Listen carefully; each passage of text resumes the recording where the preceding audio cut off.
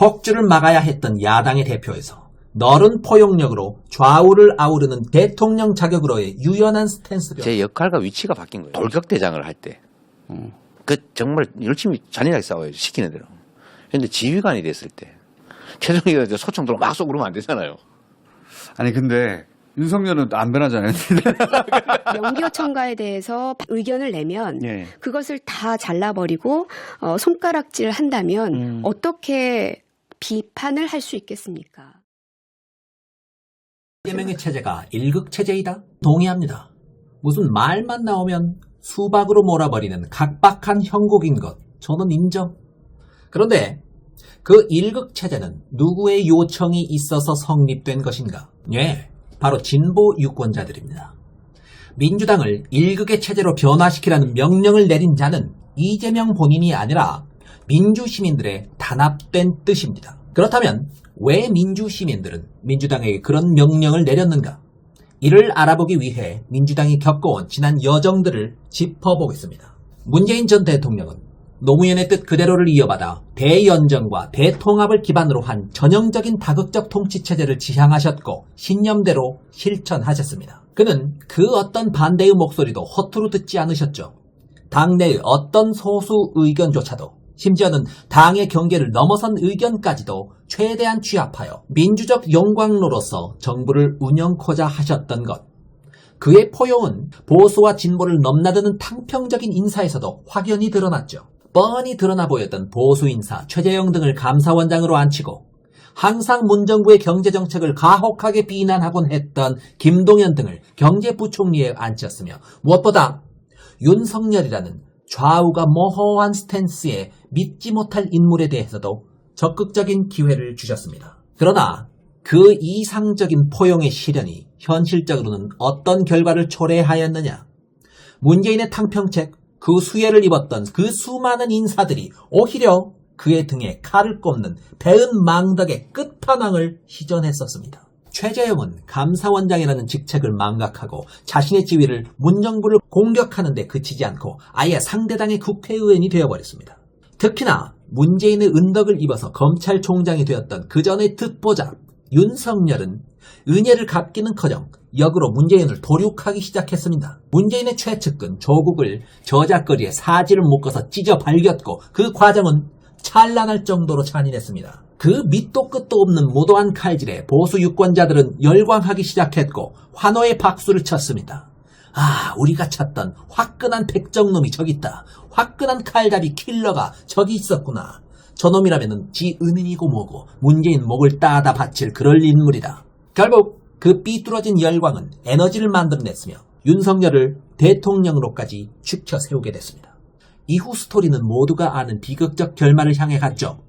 애초부터 미친놈이었던 윤석열은 자신의 역량에 맞는 결정, 즉 대한민국에 대한 내란이라는 광적인 수단을 동원함으로써 대한민국을 뿌리부터 절단내고야 말았습니다. 자, 이런 비극적인 일들을 겪고 났다면 진보 유권자들에게 주어진 시대정신은 어떠한 변화를 겪어야만 하겠습니까? 예, 노무현 문재인의 포용 일변도의 리더십에 근본적인 재점검이 필요하겠죠. 노무현 문재인의 포용의 리더십은 과연 무엇이 문제였을까? 무엇이 결여되어 있었나? 무엇보다 상대는 나만큼 신사적이지 않다는 것에 대한 인식, 바로 그게 결여되어 있었습니다. 나의 이상 속에 존재하는 성현의 고귀함이 현실 세계에서 실현되기에는 아직 현실의 수준이 그에 미치지 못한다는 사실을 깨달았어야 합니다. 내가 명예로운 인간이라고 해서 상대도 명예로운 인간이라는 보장이 있는가? 예를 들어서 폭주하는 검찰총장에게 윤석열은 우리 정부의 검찰총장입니다 라는 준엄한 품위 있는 경고성 멘트를 날렸을 때 상대가 만약 명예로운 인간이라면 잠시 동안의 일탈을 멈추고 검찰총장 본연의 자세를 갖추라는 엄중한 경고로 받아들이고 품위를 지켰을 것입니다. 하지만 그 말을 듣는 상대가 삼류 양아치 인간 말종이라면 어떻게 나오겠습니까? 저 순진한 새끼. 내가 이렇게 막 나가도 나를 믿어주겠단다. 하하, 성인 군자 나셨네. 오른쪽 뺨을 갈겼더니 왼쪽 뺨까지 내주는 예수 나셨어. 아하, 앞으로 더 막 나가도 되겠다. 너까지 모가지 잘라줄게. 정도로 받아들이죠. 실제로 윤석열이 그렇게 하지 않았습니까? 즉, 내가 명예로운 인간이라고 해서 상대도 명예로운 인간으로 전제해도 될 만큼 정치적 토양이 아직 연결지 못한 게 대한민국의 현실입니다. 끝까지 그 이상을 놓지 않으려 했던 노무현과 문재인의 뜻은 그 자체로서 무한히 고결하고 높은 경지에 존재하지만 현실적으로는 그 지점 때문에, 바로 그 지점 때문에 결국 그들은 파멸하고 말았고 진보 유권자들 마음속에 한을 남기게 되었다. 이쯤 되면 뭔가 바뀌어야 하지 않겠는가. 내가 가진 성현의 고귀함이 상대에게도 공유되어 있으리라는 그 비현실적 이상이 제거된, 상대의 무도함이 나의 고귀함을 함부로 침해할 수 없는, 함부로 침범할 수 없는 리더십을 추구하지 않는 한 김대중 노무현에 이어 문재인까지 이어지는 이 무기력의 한을 달랠 길이 없어진다. 지난 수십 년간의 패러다임이 바뀌어야 하는 것은 이 시대의 명령이며 우리는 다른 유형의 리더십에 적합한 자를 발굴해내야 한다. 마냥 당하고만 있지는 않을 만한 리더십. 미친놈이 미친놈의 방법론으로 나올 때는 나 역시 손에 똥을 묻히고 미친놈의 방법론으로 강력하게 응수할 수 있을 만한 직선적인 리더십. 바로 그런 리더십에 대한 갈망이 내부로부터 싹트게 되었으며 유권자들 집단지성의 자발적 선택으로 인해 이재명이라는 개인이 선택된 것입니다. 고민정 씨나 김경수 씨 등은 마치 이재명이라는 무도 환자가 조직이라도 동원해서 당을 장악하고 유권자를 세뇌라도 시켜서 일극체제를 강제라도 했던 것처럼 무리한 평가를 하시던데 그런 거 결코 아닙니다. 먼저 변한 것은 진보 유권자들의 집단지성입니다. 새로운 리더십에 대한 갈망이 먼저 내부에서 꿈틀댔고 그 변해버린 시대 정신이 이재명이라는 한 개인을 부상시키게 되었던 것입니다. 그는 선택된 것이지 그가 직접 바꿨던 것이 아닙니다. 이재명이 권모술수로 당권을 잡고 민주유권자의 집단지성을 세뇌시킨 게 아니라 민주유권자의 집단지성이 내적인 변화를 일으킨 뒤 새로운 유형의 리더십을 능동적으로 찾아 나섰던 것입니다. 자, 시대가 먼저 변하고 과거의 패러다임이 바뀌길 원하는 열망이 싹튼 결과로 빚어지게 된 시대정신의 변화가 먼저 있었던 것이라면 설사 그 시대정신이 민주당에게 일극의 형태를 요구한다 한들 그것이 뭐가 문제가 됩니까? 유불리를 떠나서 지켜져야 할 대의민주주의의 기본 원칙, 유권자의 뜻을 하늘처럼 섬긴다. 설사 그것이 훗날 불리한 결과를 가져온다 한들 그 명분의 정당성을 폄하할 수 있어? 유불리와 무관하게 유권자 다수의 뜻을 따른 자는 민주주의적 대원칙, 그것을 폄하할 수 있는가? 그리고 또 하나, 실제로 유불리를 따진다고 쳐도 이재명의 일극체제가 민주당에 불리하게 작용했었나요?